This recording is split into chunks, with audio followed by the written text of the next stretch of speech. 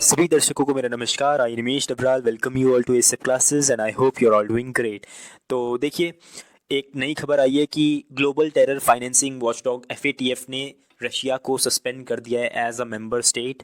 ठीक है, तो ये बड़ी ही मतलब क्या बोले हम ख़राब न्यूज़ है, क्योंकि एक और इंटरनेशनल ऑर्गेनाइजेशन की क्रेडिबिलिटी को लोअर किया जा रहा है। क्योंकि जो एफएटीएफ का काम है वो कभी भी ये सब चीज़ें नहीं देखता। एफएटीएफ का काम है मनी लॉन्ड्रिंग को रोकना। ठीक है, दुनिया में कहीं भी मनी लॉन्ड्रिंग हो रही है उसको देखना और उसको काउंटर करना, ये एफएटीएफ का काम था। बट यहाँ पे रशिया को जिस रीज़न की वजह से बाहर निकाला गया है वो बड़ा ही अजीब है। क्योंकि आपने देखा होगा रशिया कभी मनी लॉन्ड्रिंग के केस में अ, आगे नहीं होता है। ठीक है, रशिया में कभी मनी लॉन्ड्रिंग नहीं होती टेररिज्म के लिए या ड्रग्स डीलिंग के लिए।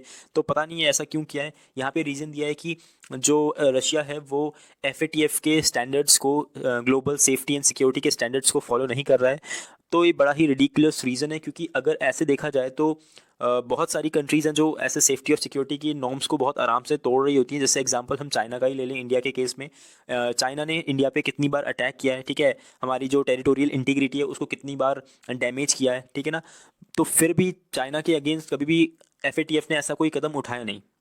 ठीक है, और अगर आप और भी एग्जांपल देखेंगे दुनिया में तो बहुत सारे आपको मिल जाएंगे। ठीक है, तो यहाँ पे मतलब बड़ा ही खराब एग्जाम्पल सेट किया जा रहा है। क्योंकि पहले से ही जो कंट्रीज एफएटीएफ की ग्रे लिस्ट में है, एग्जाम्पल अभी पाकिस्तान तो हट गया है, बट पाकिस्तान पहले भी एफएटीएफ की जो क्रेडिबिलिटी थी उस पर सवाल उठाता था। ठीक है, अब तो और ज़्यादा उठाएगा कि रशिया जब एक मनी लॉन्ड्रिंग वाली कंट्री थी नहीं, उसको भी एफएटीएफ की ग्रे लिस्ट में डाला गया। तो मतलब ये एक सवाल खड़े करने के लिए पाकिस्तान के बाद पास एक बहुत ज़्यादा अच्छा एग्जाम्पल हो गया है। ठीक है, तो अभी पहले जिसको एफएटीएफ के बारे में नहीं पता है उसके लिए ये मैं वीडियो चला देता हूँ। आप इससे देख लीजिए कि एफएटीएफ का काम क्या है।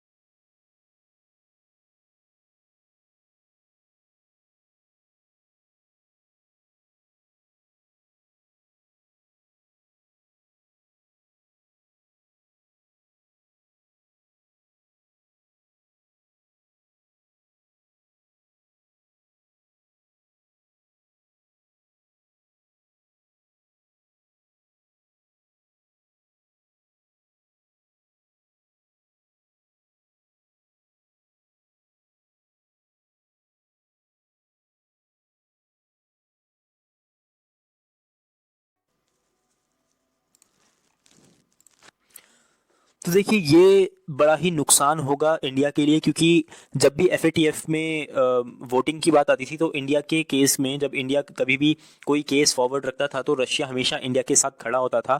और अब रशिया को एज अ मेंबर जब हटा दिया गया है तो यहाँ पे इंडिया के लिए एक वोट और कम हो जाता है। ठीक है, तो यहाँ पे दिक्कतें इंडिया के लिए थोड़ा बढ़ेंगी। ठीक है, तो देखिए, यहाँ पे क्लियरली लिखा है कि जो फाइनेंशियल एक्शन टास्क फोर्स है वो global money laundering and terrorist financing watchdog है। ठीक है, जहाँ भी मनी लॉन्ड्रिंग होती है या टेररिस्ट फाइनेंसिंग होती है वहाँ पे ये उनके अगेंस्ट ये काम करता है।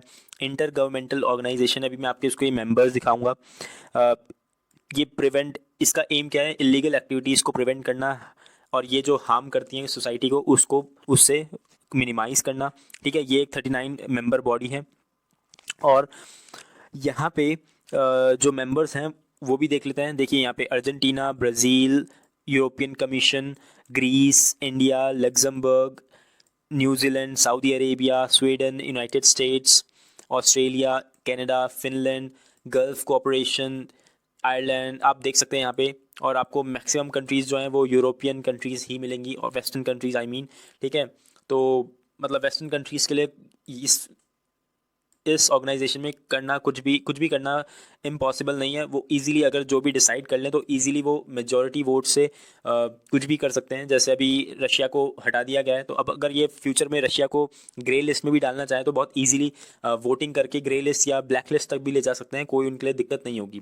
साथ ही साथ अभी एक और डेवलपमेंट हुई है कि इन्होंने साउथ अफ्रीका को भी ग्रे लिस्ट में डाल दिया है। ठीक है, ग्रे लिस्ट का मतलब होता है कि यहाँ पे फिर थोड़े बहुत सेंक्शंस लगाए जाते हैं। ठीक है, तो अपनी इकोनॉमी में इन्वेस्टमेंट्स वगैरह आना थोड़ा सा मुश्किल हो जाता है। जैसे अभी पाकिस्तान को भी काफ़ी नुकसान हुआ है FATF की ग्रे लिस्ट में रहने के कारण। ठीक है, तो साउथ अफ्रीका को एक तरीके से टाइमिंग बड़ी अलग सी है, मतलब अजीब है।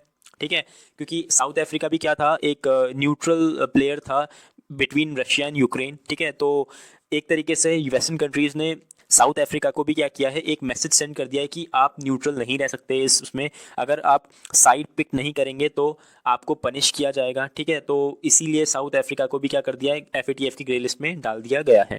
ठीक है, तो ये बड़ा ही मतलब बहुत ज़्यादा बेकार एग्जाम्पल सेट किया जा रहा है। मैं दोबारा ही दोहरा रहा हूँ इस चीज़ को।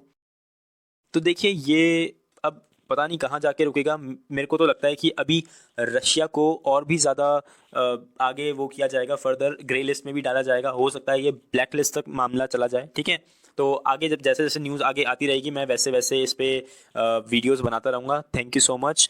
तो मिलते हैं नेक्स्ट वीडियो में, और अगर आपने एसएप क्लासेस को सब्सक्राइब नहीं किया है तो सब्सक्राइब टू एसएप क्लासेस।